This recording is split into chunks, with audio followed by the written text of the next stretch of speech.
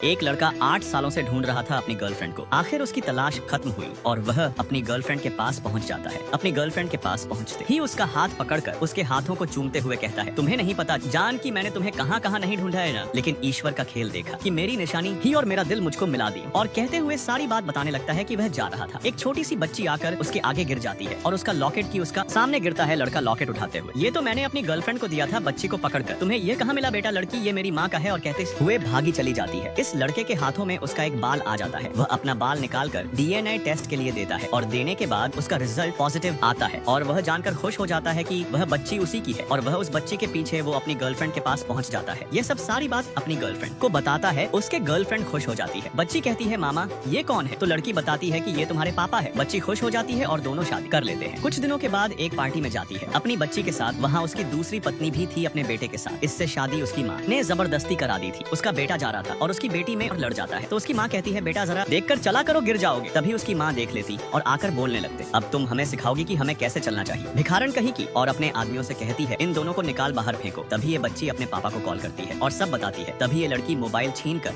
देखती हूँ तुम लोगों को कौन बचाता है, और कहते हुए मोबाइल पटक देती है। यह लड़का ड्राइवर को कहता है, तुरंत गाड़ी मोड़ो। इधर उसकी दूसरी पत्नी इसकी गर्दन पकड़कर दबाने लगती है। दोस्तों आगे क्या होगा जानने के लिए लाइक और सब्सक्राइब कीजिए।